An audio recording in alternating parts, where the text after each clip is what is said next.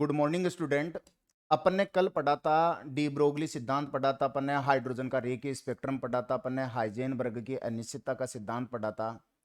इसके बाद में देखो परमाणु संरचना में देखो एक पार्ट तो ये यहां तक है। इसके बाद में ये दूसरा पार्ट है मैक्सिमम जेट में अब तक जो मैक्सिमम क्वेश्चन आते हैं। जैसे ये 4-5 साल का ट्रेड तो ये रहा है कि हर साल जो क्वेश्चन आते हैं, दो क्वेश्चन किससे आते हैं? केवल क्वांटम संख्याओं से आते हैं। तो ये क्वांटम संख्याओं वाला चैप्टर आपको, ये जो पार्ट है क्वांटम संख्याओं वाला, ये सही ढंग से क्लियर करना है, क्योंकि दो क्वेश्चन प्रोबेबिलिटी ये 100% कि आपको दो क्वेश्चन यहां से मिलेंगे। तो अपन बात करते हैं एटॉमिक स्ट्रक्चर के अंदर किसकी? क्वांटम संख्याओं की। तो देखो क्वांटम संख्याओं की अपन बात करते हैं, तो सबसे पहले अपन बात करते हैं क्वांटम संख्याओं की डेफिनेशन क्या होती है। क्वांटम संख्या एक कहते किसे? तो अपन बोलते हैं संख्याओं का वह समुच्चय जो एक इलेक्ट्रॉन की पूर्ण व्याख्या करती है, यानी कंप्लीटली डिफाइन करती है इलेक्ट्रॉन का एड्रेस। एड्रेस डिफाइन करने का मतलब यह है कि भाई इलेक्ट्रॉन कौन से कोष में, कौन से उपकोष में, कौन से कक्षक में, और उसका जो स्पिन है, चक्रण है, वो कैसा है। तो एक इलेक्ट्रॉन की पूर्ण व्याख्या करने के लिए जिन संख्याओं की आवश्यकता होती है, जो संख्याएं होती है, उनको अपन क्या बोलते हैं? क्वांटम संख्याएं कहते हैं। तो यहां बिल्कुल आपके पास में क्वांटम संख्याओं की डेफिनेशन, सॉरी, क्वांटम संख्याओं की डेफिनेशन आपके पास में यहां पे सिंपल सी है। संख्याओं का वह समुच्चय जो इलेक्ट्रॉन की पूर्ण व्याख्या करती है या define to address of electron is called quantum number.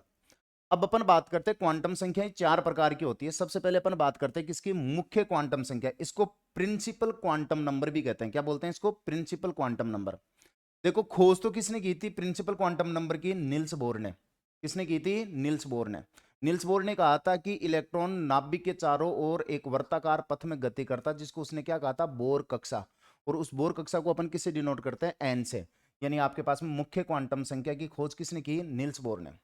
इसके अलावा देखो मुख्य क्वांटम संख्या बताती क्या है? मुख्य क्वांटम संख्या बताती है, जैसे मैंने कहा कि नाभिक से बाह्यतम कोष के इलेक्ट्रॉन के बीच की दूरी को बताती है।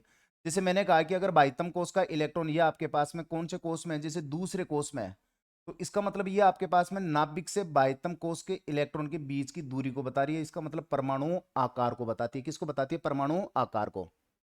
तो मुख्य क्वांटम संख्या नाभिक से बाह्यतम कोष के इलेक्ट्रॉन के मध्य की दूरी को प्रदर्शित करती है, अर्थात परमाणु आकार को बताती है। यानी किसको बताती है? परमाणु आकार को या परमाणु त्रिज्या को रिप्रेजेंट करती है। इसके अलावा मुख्य क्वांटम संख्या इलेक्ट्रॉन की ऊर्जा को भी प्रदर्शित करती है। आपने देखा होगा इलेक्ट्रॉन की ऊर्जा अपन ने जो कैलकुलेटेड की थी, ई बराबर आपके पास में माइनस का 13 पॉइंट है 6 इंटू जेड स्क्वायर बटा एन स्क्वायर। तो अपन ये बोल रहे थे कि भाई कोष बढ़ने पर एनर्जी आपके पास में क्या होती है? बढ़ती है। और एक इलेक्ट्रॉन की अधिकतम ऊर्जा कौन से कोष में हो सकती है? यहाँ पे अगर कोष आपके पास में इन्फिनिटी हो, अनंत हो, तो एनर्जी का मान कितना हो सकता है आपके पास में? जीरो। तो एक इलेक्ट्रॉन की अधिकतम ऊर्जा कितनी होती है? जीरो होती है। तो कोष बढ़ने पर हमेशा ऊर्जा बढ़ती है। इसका मतलब मुख्य क्वांटम संख्या इलेक्ट्रॉन की किसको बताती है? ऊर्जा को बताती है। इसके बाद में अपन बात करें, देखो इसके बाद में अपन बात करते हैं बच्चों, एक मिनट। देखो मैं सबसे पहले आपको थोड़ा सा, देखो मुख्य क्वांटम संख्या किसको रिप्रेजेंट करती है? कोष को करती है। तो देखो अगर अपन बात करें, जैसे ये मुख्य क्वांटम संख्या का मान अगर एक है, तो आपके पास में जो कोष होगा वो कोष कौन सा होगा? आपके पास में के होगा। कौन सा कोष होगा? के। अगर मुख्य क्वांटम संख्या का मान दो है, तो कोष कौन सा होगा आपके पास में? एल। मुख्य क्वांटम संख्या का मान तीन है, तो कौन सा कोष होगा? एम कोष होगा। मुख्य क्वांटम संख्या का मान चार है, तो कौन सा कोष होगा आपके पास में? एन कोष होगा। कौन सा कोष होगा? एन। मुख्य क्वांटम संख्या का मान पांच है, तो कौन सा कोष होगा आपके पास में? ओ कोष होगा। मुख्य क्वांटम संख्या का मान छह, तो कौन सा कोष होगा? पी कोष होगा। और मुख्य क्वांटम संख्या का मान अगर आपके पास में सात है, तो कौन सा कोष होगा? क्यू कोष होगा। कौन सा होगा? क्यू। तो देखो मुख्य क्वांटम संख्या कोष को प्रदर्शित करती है, परमाणु आकार को बताती है, क्योंकि नाभिक से बाह्यतम कोष के इलेक्ट्रॉन की बीच की दूरी को बताती है। कोष को बताएगी तो कोष को मुख्य क्वांटम संख्या के आधार पर ऐसे याद रखना, अगर मुख्य क्वांटम संख्या का मान एक है, तो कौन सा कोष होगा आपके पास में? के कोष होगा। मुख्य क्वांटम संख्या का मान दो है, तो कौन सा कोष होगा? एल। मुख्य क्वांटम संख्या का मान तीन है, तो कौन सा कोष होगा? एम। मुख्य क्वांटम संख्या का मान चार है, तो कौन सा कोष होगा? एन। मुख्य क्वांटम संख्या का मान पांच है, तो कौन सा कोष होगा? ओ। तो ये आपके पास में कोष को याद रखना आपको किसके आधार पे? मुख्य क्वांटम संख्या के आधार पे। मुख्य क्वांटम संख्या का मान एक होगा तो कौन सा कोष होगा? दो होगा तो कौन सा होगा? इसके बाद में देखो अपन बात करते हैं, देखो होता क्या है, कोष होता है, इसको अपन बोलते हैं सेल। क्या बोलते हैं इसको? अपन है सेल बोलते हैं। इसको बोलते हैं अपन सब सेल, क्या बोलते हैं इसको, सब सेल बोलते हैं। इसको कक्षक को अपन बोलते हैं ऑर्बिटल, क्या बोलते हैं इसको, ऑर्बिटल बोलते हैं अपन। और ये आपके पास में इलेक्ट्रॉन है। तो देखो कोष में कौन स्थित होते हैं, उपकोष होते हैं, उपकोषों में कौन स्थित होते हैं, कक्षक होते हैं, कक्षकों में कौन स्थित होते हैं, इलेक्ट्रॉन होते हैं। कौन होते हैं, इलेक्ट्रॉन। तो यहां पे जो क्वेश्चन पूछा जाता है वो क्या पूछा जाता है, देखो एक तो आपके पास में कोष में उपकोष की संख्या पूछ सकता है। तो कोष में उपकोष कितने होते हैं, एन ही होते हैं। कितने होते हैं, एन। इसके अलावा आपके पास में कोष में कक्षक पूछ सकता है। तो कोष में कक्षक कितने होते हैं, एन स्क्वायर होते हैं। कितने होते हैं, एन स्क्वायर। और वैसे एक कक्षक में अधिकतम कितने इलेक्ट्रॉन होते हैं, 2 इलेक्ट्रॉन होते हैं। कितने इलेक्ट्रॉन होते हैं, एक कक्षक में मैक्सिमम कितने इलेक्ट्रॉन हो सकते हैं, 2 इलेक्ट्रॉन। ये अपन पाउली के अपवर्जन सिद्धांत से सिद्ध करेंगे कि एक कक्षक में अधिकतम कितने इलेक्ट्रॉन हो सकते हैं, केवल 2। तो इसी प्रकार अगर आपके पास में कोष में इलेक्ट्रॉन पूछ ले, कोष में क्या पूछ ले, इलेक्ट्रॉन पूछ ले, तो आपको पता कक्षकों की संख्या कितनी है, एन स्क्वायर। और एक कक्षक में अधिकतम 2 इलेक्ट्रॉन होते हैं, तो अपन 2 से मल्टीप्लाई कर देंगे तो फॉर्मूला क्या बन जाएगा, 2n² बन जाएगा। तो ये देखो 3 फॉर्मूले, आपको 3 क्वेश्चन पूछ सकता है। देखो एक तो कोष में उपकोष की संख्या, कोष में उपकोष की संख्या, कोष में उपकोष, कोष में उपकोष की संख्या। तो कोष में उपकोष की संख्या कितनी होती है, एन ही होती है। यानी जितना कोष के लिए मुख्य क्वांटम संख्या का मान होगा, उपकोष की संख्या भी उतनी होगी। इसके अलावा आपको पूछ सकता है कोष में कक्षकों की संख्या, कोष में कक्षकों की संख्या, कोष में कक्षकों की संख्या। तो कोष में कक्षकों की संख्या कितनी होती है आपके पास में, एन स्क्वायर होती है। कितनी होती है, एन स्क्वायर। और इसके अलावा आपको पूछ सकता है कोष में इलेक्ट्रॉन की संख्या, इलेक्ट्रॉन की संख्या। तो कोष में इलेक्ट्रॉन की संख्या होगी वो कितनी होगी आपके पास में, 2n² होगी। तो ये 3 फॉर्मूले आपको याद रखना। कोष में उपकोष की संख्या पूछ सकता है, कोष में कक्षक पूछ सकता है, और कोष में क्या पूछ सकता है आपके पास में, इलेक्ट्रॉन पूछ सकता है। इसके बाद में अपन बात करते हैं, देखो एक क्वेश्चन देखते हैं अपन। ओ कोष में, ये कौन सा कोष बोल रहा है आपके पास में, ओ कोष में कुल कितने उपकोष, कक्षक व इलेक्ट्रॉन होंगे।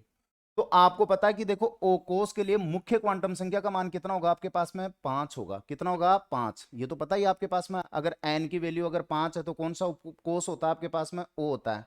अगर एन की वैल्यू 6 है तो कौन सा होगा आपके पास में, पी होगा। अगर एन की वैल्यू 7 है तो कौन सा होगा आपके पास में, क्यू होगा।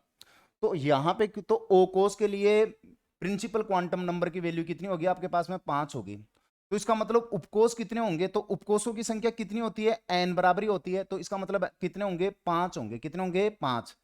कक्षक कितने होंगे, एन स्क्वायर। और एन की वैल्यू आपको पता कितने हैं, 5। तो 5 का स्क्वायर कितने हो जाएंगे आपके पास में, 25। और इलेक्ट्रॉन कितने होंगे, 2n²। तो ये आपके पास में कितना हो जाएगा, 5 का स्क्वायर 25, और 2 से मल्टीप्लाई करूंगा तो ये कितना हो जाएगा, सॉरी यहाँ पे कितना हो जाएगा, 50 हो जाएगा। कितना हो जाएगा, 50। कोई बात नहीं, प्रिंटिंग में थोड़ी सी, वो टाइपिंग में थोड़ी सी गलती हो गई। इसके बाद में देखो अपन बात करते हैं, यहां पे एक क्वेश्चन ये भी पूछा हुआ, देखो जेट 2019 के अंदर क्वेश्चन पूछा हुआ। देखो जेट 2019 में क्वेश्चन क्या पूछा हुआ, सिंपल सा क्वेश्चन। एल कोष में, कौन से कोष में, एल कोष में कक्षकों की संख्या पूछी थी। किसकी संख्या पूछी थी, एल कोष में कक्षकों की संख्या होगी। कब आया था ये क्वेश्चन, जेट 2019 में। तो आपको पता एल कोष के लिए एन की वैल्यू कितनी होगी, एल कोष के लिए, एल कोष के लिए एन बराबर कितना होगा आपके पास में, 2। मुख्य क्वांटम संख्या का मान कितना होगा, 2 होगा। तो आपके पास में कक्षकों की संख्या पूछी है, तो कक्षकों के लिए फॉर्मूला क्या होता है, कक्षकों की संख्या ज्ञात करने के लिए फॉर्मूला क्या होता है, कक्षकों की संख्या ज्ञात करने के लिए फॉर्मूला क्या होता है, एन स्क्वायर। तो यहां पे एन की वैल्यू कितनी है, 2। तो 2 का स्क्वायर आपके पास में कितना हो जाएगा, 4 हो जाएगा। तो एल कोष में आपके पास में कक्षकों की संख्या कितनी होगी, 4 होगी। कितनी होगी, 4। इसके बाद में अपन बात करते हैं, देखो द्विगंशीय क्वांटम संख्या। द्विगंशीय क्वांटम संख्या को एजीमुथल भी बोलते हैं। क्या बोलते हैं इसको, एजीमुथल, एजीमुथल क्वांटम नंबर भी बोलते हैं। याद रखना थोड़ा सा ये इंग्लिश, कौन सा बोलते हैं इसको, एजीमुथल क्वांटम नंबर भी बोलते हैं। इसको द्वितीय क्वांटम संख्या भी बोलते हैं। जैसे मुख्य क्वांटम संख्या, आपको मुख्य क्वांटम संख्या हो गई, तो इसको एजीमुथल जो आपके पास में द्विगंशीय क्वांटम संख्या है, इसको अपन बोलते हैं द्वितीय क्वांटम संख्या भी बोलते हैं। क्या बोलते हैं इसको, द्वितीय क्वांटम संख्या भी बोलते हैं, द्वितीय क्वांटम संख्या भी बोलते हैं। देखो खोज किसने की थी द्वितीय क्वांटम संख्या, उसकी द्विगंशीय क्वांटम संख्या की, सोमरफील्ड ने। याद रखना खोज किसने की थी, सोमरफील्ड ने। रिप्रेजेंट क्या करती है, द्विगंशीय क्वांटम संख्या होती है वो उपकोष को प्रदर्शित करती है। और इसके अलावा कक्षकों की क्या बताती है आपके पास में, आकृति को बताती है। किसको बताती है, आकार, आकृति को। तो मुख्य क्वांटम संख्या आकार को रिप्रेजेंट करती है, द्विगुणित क्वांटम संख्या आकृति को करती है। किसको करती है? आकृति को। और इसके अलावा आपको पता है कि द्विगुणित क्वांटम संख्या किसको प्रदर्शित करती है? उपकोष को प्रदर्शित करती है। किसको करती है? उपकोष को। तो देखो अपन देखते हैं उपकोष कौन कौन से होते हैं। देखो आपके पास में एस उपकोष होता है, आपके पास में पी उपकोष होता है, आपके पास में डी उपकोष होता है, आपके पास में एफ होगा, आपके पास में जी होगा। जी के बाद में आपके पास में एच भी आएगा। जैसे अभी तो खोज नहीं हुई, इतने इलेक्ट्रॉन भरे नहीं जाते। 120 के बाद में अगर 120 तत्वों के बाद में अगर और तत्व खोजे जाते हैं तो आने वाले इलेक्ट्रॉन किस में आएंगे? आपके पास में जी और किस में आएंगे? एच में आएंगे। अब आपको जो एल की वैल्यू यानी द्विगुणित क्वांटम संख्या की जो वैल्यू है, ये आपके पास में एल का मान है। किसका मान है? एल का मान।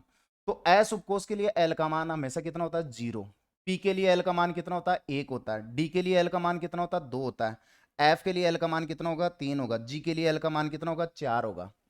एस जो आपके पास में कक्षक है, इनकी आकृति होती है या उपकोष की आकृति होती है कैसी? गोलाकार। इसकी होती है डंबलाकार। एक डंबल होता है इस प्रकार, ये डंबलाकार। इसकी होती है द्विडंबलाकार। द्विडंबलाकार का मतलब हो गया 2 डंबल हो गए। ऐसे देखो ये 2 डंबल, तो ये द्विडंबलाकार होती है। और अपन बोलते हैं कि एफ और जी की इनकी जटिल प्रकार की आकृति होगी क्योंकि इनमें 8-8 डंबल होते हैं। कितने तो डंबल होते हैं? 8-8 डंबल होते हैं। तो इनकी कॉम्प्लेक्स टाइप अपन शेप बताते हैं। इसके अलावा देखो, अब आपको पता है कि कोष में कौन होते हैं? आपके पास में उपकोष।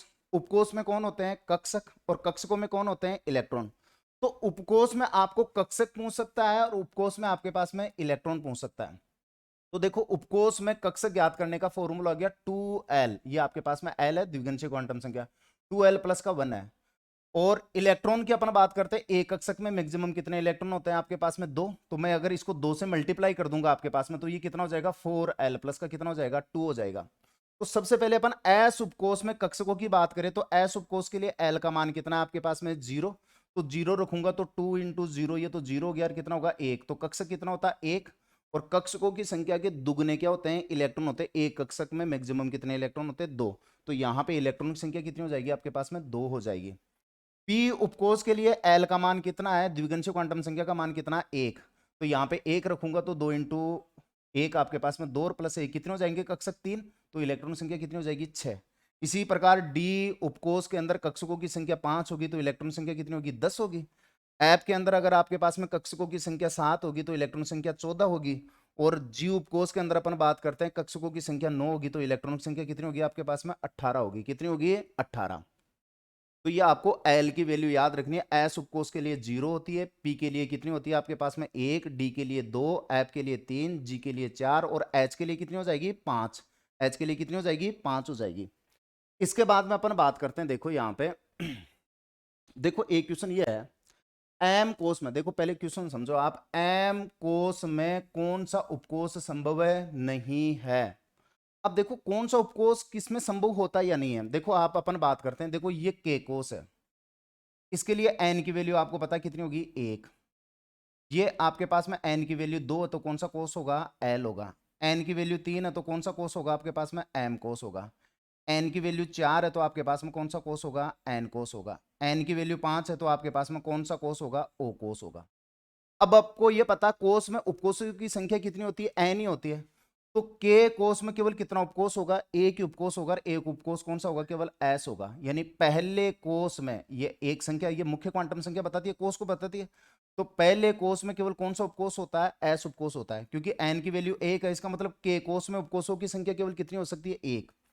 एन की वैल्यू यहाँ पे 2 है एल कोष के लिए, तो एल कोष में उपकोषों की संख्या कितनी हो सकती है? 2 हो सकती है। 2 कौन कौन से हो सकते हैं? एस हो सकता है और कौन सा हो सकता है? पी हो सकता है।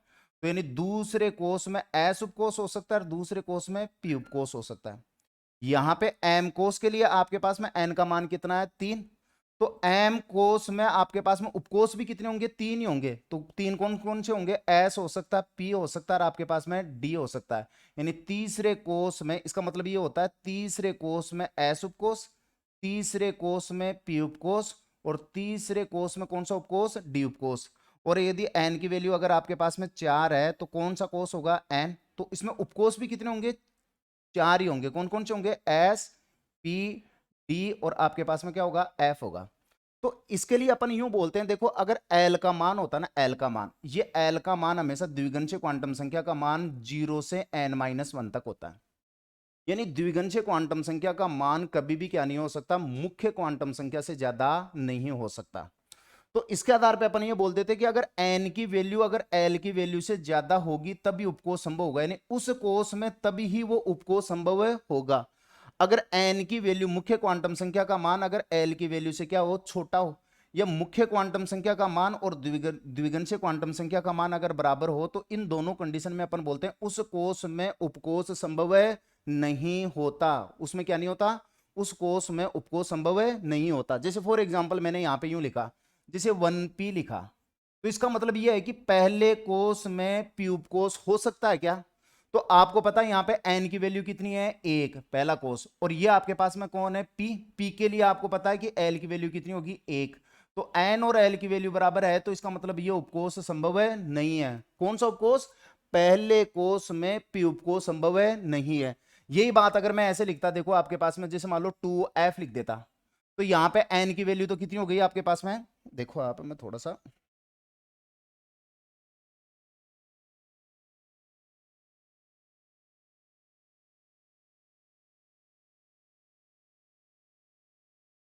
देखो, अब देखो ये मैंने लिखा जैसे 2f लिखा, तो ये पढ़ने ये बोलता क्या है आपको पहले तो ये पता होना चाहिए। इसका मतलब होता क्या भाई, दूसरे कोष में f उपकोष, ये बोलने का मतलब ये हो गया दूसरे कोष में कौन सा उपकोष हो गया, f। तो ये पॉसिबल है क्या, दूसरे कोष में f उपकोष हो सकता है क्या?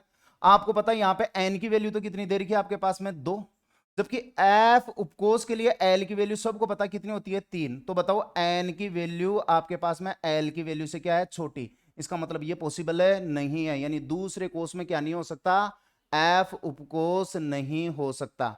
तो एक क्वेश्चन तो ये पूछा जाता है कि निम्न में से कौन सा उपकोष संभव है या नहीं है। तो कौन सा उपकोष संभव होगा, कौन से कोष में कौन सा उपकोष संभव होगा, ये डिपेंड करता है कि आपके पास में मुख्य क्वांटम संख्या का मान द्विगुणित क्वांटम संख्या से ज्यादा होगा तभी उपकोष संभव होगा।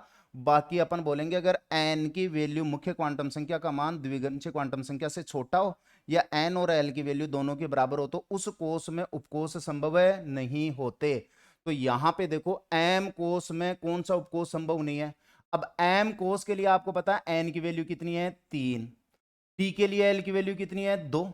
तो इसका मतलब मुख्य क्वांटम संख्या का मान द्विगुणित क्वांटम संख्या से बड़ा है, यानी इसके लिए अपन बोलते हैं n ग्रेटर देन है l से। इसका मतलब ये संभव है। यहां पे बात करते हैं l की वैल्यू कितनी है आपके पास में, 0, तो ये भी पॉसिबल है।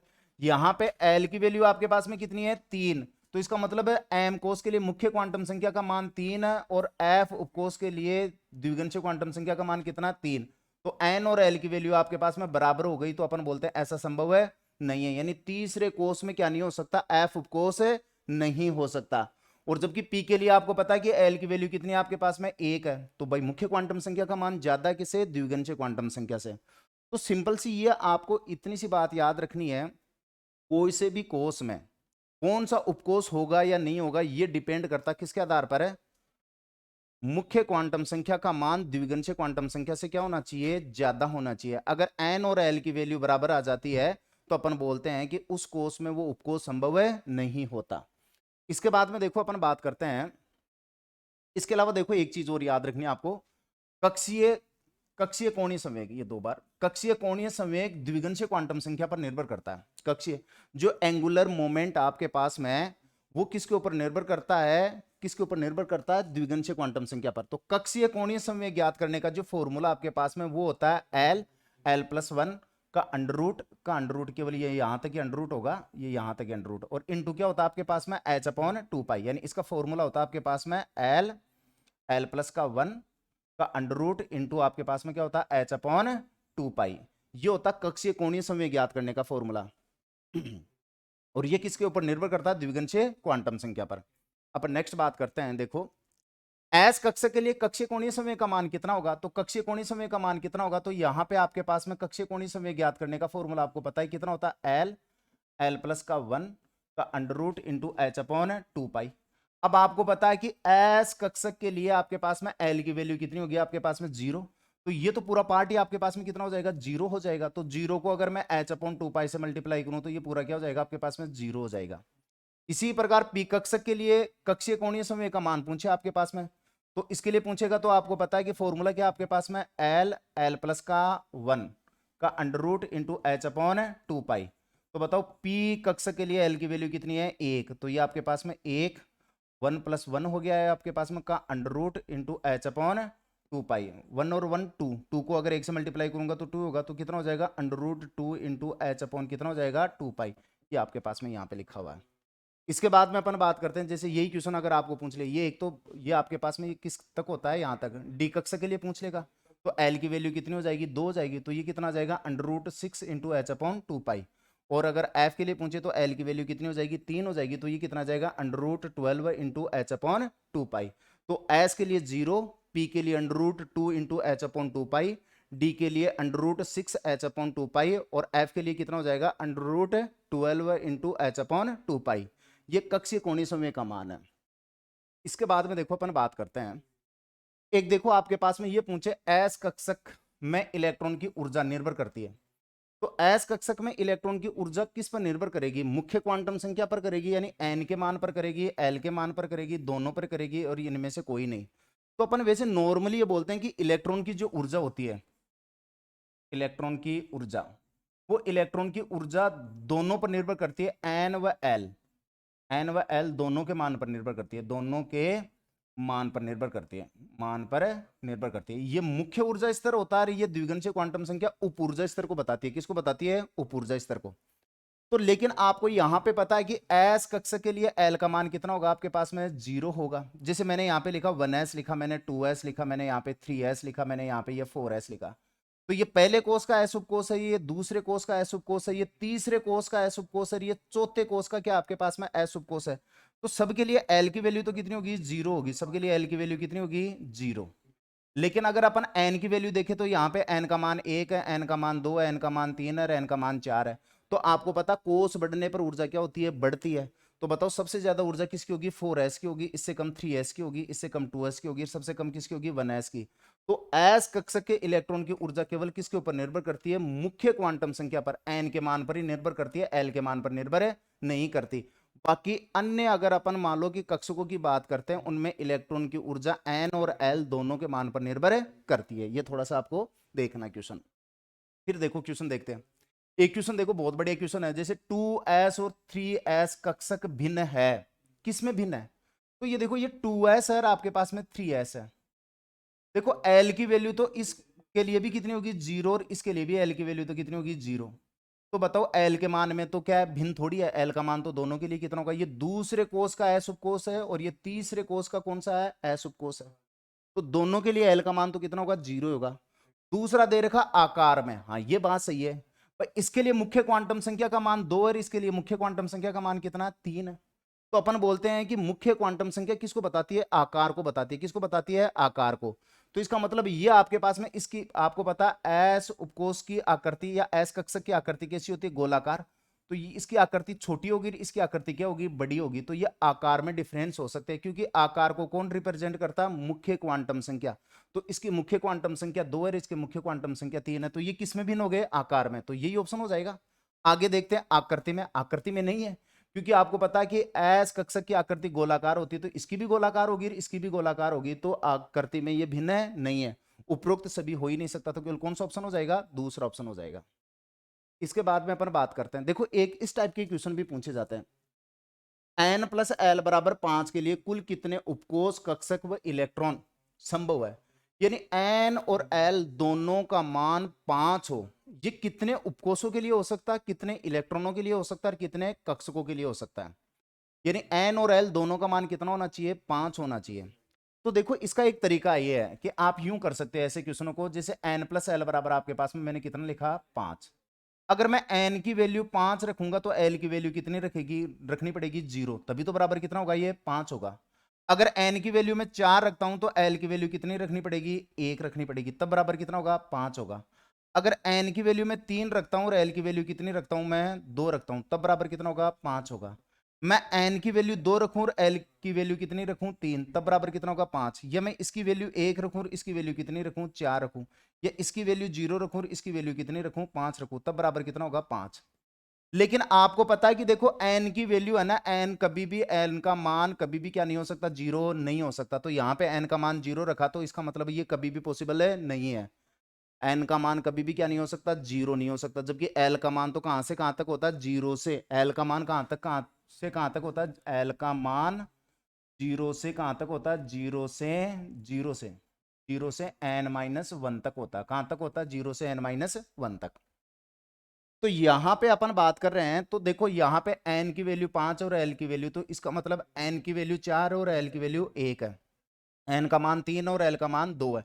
इन तीनों के लिए तो अपन बोलते हैं कि n का मान l के मान से बड़ा है, तो इसलिए तो अपन बोलते थे ये तो क्या आपके पास में पॉसिबल है, क्या ये पॉसिबल है, संभव है ना ऐसा कि भाई पांचवें कोष में ये n का मान 5 है, इसका मतलब पांचवा कोष, l का मान 0, इसका मतलब कौन सा उपकोष, s उपकोष, n का मान 4 है तो कौन सा कोष, चौथा कोष, और l का मान 1 है तो कौन सा कोष हो गया आपके पास में, p, n का मान 3 है तो कौन सा कोष, तीसरा कोष, और l का मान 2 है तो कौन सा उपकोष हो गया, d उपकोष हो गया। कौन सा हो गया, d उपकोष।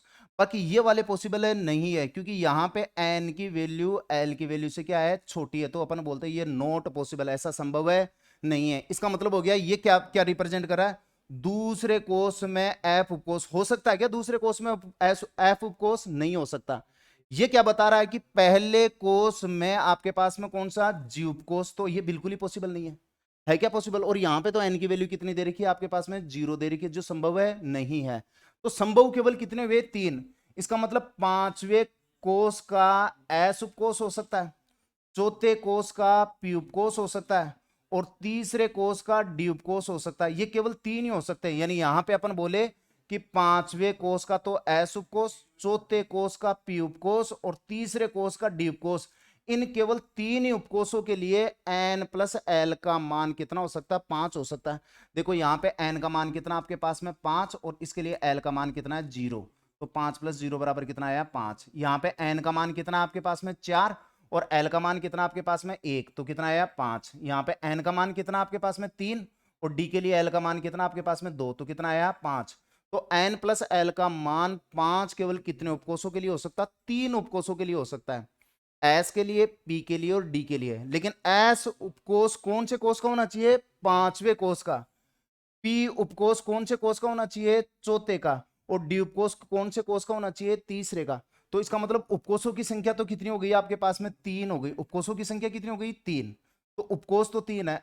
S उपकोष में कक्षक कितना होता है, 1। यहां कक्षकों की बात करें, कक्षक कितना होगा, 1। P के अंदर कक्षक कितने होंगे आपके पास में, 3, और D के अंदर कक्षक कितने होंगे आपके पास में, 5। तो टोटल कितने कक्षक हो गए आपके पास में, 9 कक्षक हो गए। कितने कक्षक हो गए, 9। और जब कक्षकों की संख्या 9 है तो इसका मतलब है एस कक्षक के अंदर इलेक्ट्रॉन संख्या कितनी होती है, 2, पी के अंदर कितनी होती है, 6, एफ डी के अंदर कितनी होती है आपके पास में, 5 कक्षक है, तो कितने इलेक्ट्रॉन हो जाएंगे, 10। तो टोटल इलेक्ट्रॉन कितने हो सकते हैं, 18। भाई जब कक्षक 9 है तो कक्षकों की संख्या के दुगने क्या होते हैं, इलेक्ट्रॉन होते हैं। तो n प्लस एल बराबर 5 के लिए कुल कितने उपकोष, कक्षक व इलेक्ट्रॉन संभव है, तो उपकोष तो कितने हो सकते हैं, 3 हो सकते हैं। कौन कौन से उपकोष हो सकते हैं, पांचवें कोष का s उपकोष हो सकता है, चौथे कोष का p उपकोष हो सकता है, तीसरे कोष का d उपकोष हो सकता है। तो इलेक्ट्रॉनों की संख्या कितनी हो जाएगी, 18, और कक्षकों की संख्या कितनी हो जाएगी, 9। अगर आप और देखना चाहते हो इस टाइप के क्वेश्चन, तो देखो मैं एक क्वेश्चन और करवाते हैं आपको।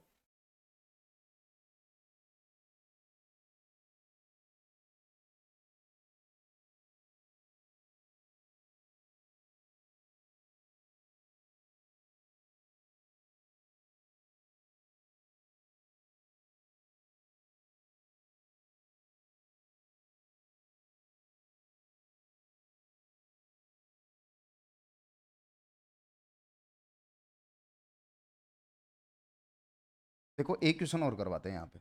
आप देखो, अगर अपन बात करते हैं, जैसे मान लो एक क्वेश्चन की और बात करो, मैंने यहाँ पे लिखा n प्लस एल बराबर 3, n और l दोनों का मान 3 हो, ऐसे कितने उपकोषों के लिए हो सकता है, कितने कक्षकों के लिए हो सकता है, और कितने इलेक्ट्रॉनों के लिए हो सकता है। तो n प्लस एल का मान 3 कितने उपकोष, कक्षक और इलेक्ट्रॉनों के लिए हो सकता है। तो देखो n की वैल्यू अगर मैं 3 रखूं तो l की वैल्यू कितनी रखनी पड़ेगी, 0, तभी तो बराबर कितना होगा, 3 होगा। मैं n की वैल्यू 2 रखूं और l की वैल्यू कितनी रखूं, 1, तब बराबर कितना होगा आपके पास में, 3 होगा। मैं n की वैल्यू 1 रखूं और l की वैल्यू कितनी रखूं, 2, लेकिन ये वाले संभव है नहीं है। अब क्यों, क्योंकि n का मान l के मान से क्या हो गया, छोटा, तो अपन बोलते हैं इस टाइप के आपके पास में नॉट पॉसिबल, ये संभव है नहीं है।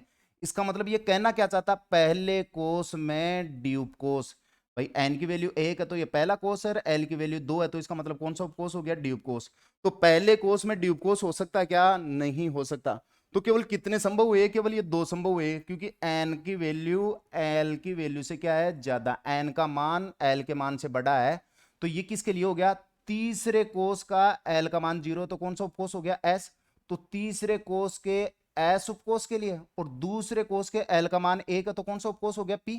तो दूसरे कोस के p उपकोष के लिए, तो केवल दो उपकोषों के लिए आपके पास में n प्लस l का मान कितना हो सकता है? 3 हो सकता है। किस किस के लिए? तीसरे कोष के s उपकोष के लिए और दूसरे कोष के p उपकोष के लिए। और आपको पता है इसमें कक्षकों की संख्या कितनी हो जाएगी? 1, और इसमें कक्षकों की संख्या कितनी हो जाएगी? 3। तो टोटल कक्षकों की संख्या कितनी हो गई? 4। आपको पता है s कक्षक में इलेक्ट्रॉन संख्या 2 और p कक्षकों में इलेक्ट्रॉन संख्या कितनी हो जाएगी? 6। तो टोटल इलेक्ट्रॉन संख्या कितनी हो जाएगी? 8। तो अगर n प्लस l बराबर 3 में कुल कितने उपकोष है, अगर ये पूछे तो कुल कितने उपकोष होंगे आपके पास में? 2। कौन कौन से? तीसरे कोष का s उपकोष और दूसरे कोष का p उपकोष। कक्षक कितने होंगे आपके पास में? 4 होंगे। इलेक्ट्रॉन कितने होंगे आपके पास में? 8 होंगे। चलो नेक्स्ट देखते हैं अब अपन। देखो एक क्वेश्चन है क्लोरीन में, क्लोरीन में n बराबर 2 और l बराबर 1 वाले इलेक्ट्रॉनों की संख्या होगी, यानी मुख्य क्वांटम संख्या का मान 2 हो और द्विगंशीय क्वांटम संख्या का मान 1 हो। ऐसा कितने इलेक्ट्रॉनों के लिए हो सकता है? तो मैं क्लोरीन का इलेक्ट्रॉनिक विन्यास लिखूं। देखो क्लोरीन का आपको पता परमाणु क्रमांक कितना होता है? 17। मैं इलेक्ट्रॉनिक विन्यास लिखूंगा तो क्या लिखूंगा? देखो 1s2 2s2 2p6 और ये आपके पास में 3s2 और ये आपके पास में 3p5 हो गई आपके पास में 17 इलेक्ट्रॉन। अब ये बताओ इसके लिए तो n की वैल्यू कितनी है आपके पास में? 1, जबकि मैंने यहां पे क्वेश्चन पे पूछा n की वैल्यू कितनी होनी चाहिए? 2। तो इसके लिए तो नहीं हो सकती बात। इसके लिए n की वैल्यू कितनी है आपके पास में? ये बताओ 3। और इसके लिए भी n की वैल्यू कितनी है आपके पास में? 3। तो ये भी नहीं है, क्योंकि मैंने कंडीशन दी है n का मान 2 होना चाहिए और l का मान कितना होना चाहिए? 1। n का मान 2 इन दोनों के लिए, इन दोनों के लिए n का मान कितना है? 2 है। लेकिन आपको पता s उपकोष के लिए l का मान कितना है? 0। जबकि नेक्स्ट कंडीशन मैंने क्या पूछा है कि l का मान कितना होना चाहिए? 1 होना चाहिए। l का मान इसके लिए p उपकोष के लिए l का मान कितना होगा आपके पास में? 1। तो इसका मतलब n का मान 2 और l का मान 1, ऐसे वाले इलेक्ट्रॉनों की संख्या टोटल कितनी हुई आपके पास में? केवल 6 हुई। कितनी हुई? 6। तो n का मान 2 और l का मान 1 वाले इलेक्ट्रॉन संख्या केवल कितनी होगी? 6 होगी। कितनी होगी? 6। अब अपन बात करते हैं, देखो नेक्स्ट, चुंबकीय क्वांटम संख्या। देखो चुंबकीय मैग्नेटिक क्वांटम नंबर है, इसकी खोज किसने की? जीमान व लिंडे ने की। और बताती क्या है? चुंबकीय क्वांटम संख्या त्रिविम आकाश में, यानी 3D जो स्पेस है, इस 3D स्पेस में कक्षकों के अभिविन्यास को प्रदर्शित करती है। किसको प्रदर्शित करती है? कक्षकों के अभिविन्यास को। भाई जो इलेक्ट्रॉन घनत्व की पालिया है वो कौन सी अक्ष पे स्थित है? या उनके अभिविन्यास को रिप्रेजेंट करती है। m का मान है ना, चुंबकीय क्वांटम संख्या का मान हमेशा l के मान पर निर्भर करता है। किसके मान पर? द्विगंशीय क्वांटम संख्या के मान पर निर्भर करता है। और कैसे करता है? तो m का मान -l से लेके कहां तक होता है? +l तक होता है, जिसमें बीच में कौन शामिल है आपके पास में? 0 भी शामिल है। यानी माइनस से अगर प्लस की ओर जाओगे तो बीच में कौन आएगा आपके पास में? 0 भी आएगा। तो -1 से लेके कहां तक होता है? +1 तक।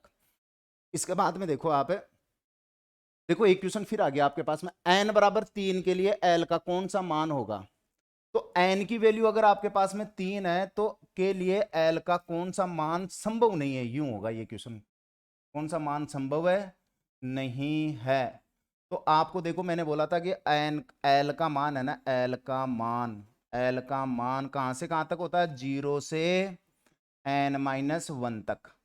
तो n की इसका मतलब कितना हो जाएगा? 0 से 3-1, इसका मतलब कहां तक है? 2 तक होगा। कहां तक होगा? 2 तक। यानी इसका मतलब 0 हो सकता है, 1 हो सकता है और 2 हो सकता है। तो 0 होगा तो इसका मतलब s उपकोष, 1 होगा तो कौन सा उपकोष? p, और 2 होगा तो कौन सा हो जाएगा? d। तो ये आपको पता है कि तीसरे कोष में केवल कितने उपकोष हो सकते हैं? 3 ही हो सकते हैं, s p d। तो अगर n का मान 3 है तो l का कौन सा मान नहीं हो सकता आपके पास में? 3 नहीं हो सकता। तो कौन सा ऑप्शन हो जाएगा? तीसरा, क्योंकि आपको पता है n और l की वैल्यू कभी भी बराबर है नहीं हो सकती।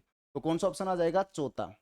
इसी प्रकार इसी क्वेश्चन में देखो, अगर n का मान 3 है तो m का कौन सा मान संभव नहीं है? m का कौन सा मान है? संभव नहीं है। संभव नहीं है क्वेश्चन में, आगे संभव नहीं है दोनों क्वेश्चनों के अंदर ही। अब देखो अपन बात करते हैं, तो देखो n का मान 3 दे रखा है, तो आपके पास में l का मान कितना हो सकता है? l का मान 0 से 2 तक हो सकता है। 0 से कहां तक हो सकता है? 2 तक। अरे 2 तक ही हो सकता है ना। अगर n का मान 3 है तो m का मान, l का मान कितना हो सकता है? n का मान 3 है तो l का मान 0 से कहां तक हो सकता है? 2 तक हो सकता है। तो जब 2 तक हो सकता है तो m का मान कितना होगा, m का मान l के मान पर निर्भर करता है, तो मैक्सिमम मान 2 है, तो कहां से कहां तक हो सकता है, -2 से कहां तक हो सकता है, +2 तक हो सकता है। तो इसका मतलब -2 हो सकता है, -1 हो सकता है, 0 हो सकता है, प्लस का 1 हो सकता है, और आपके पास में प्लस का 2 हो सकता है। तो कौन सा मान संभव नहीं है, इसमें तो सभी मान संभव है। अगर यहाँ पे ऑप्शन होता, जैसे ये 0 की जगह अगर आपके पास में 3 होता तो ये मान संभव होता क्या, प्लस का 3 होता तो ये मान संभव है, नहीं होता। सही कर लेना थोड़ा सा, क्या ये टाइपिंग के अंदर हो जाता थोड़ा बहुत। तो यहाँ पे अगर n का मान 3 के लिए m का कौन सा मान संभव नहीं होगा, तो कौन सा ऑप्शन आ जाएगा, चौथा, यानी कितना नहीं होगा आपके पास में, प्लस का 3।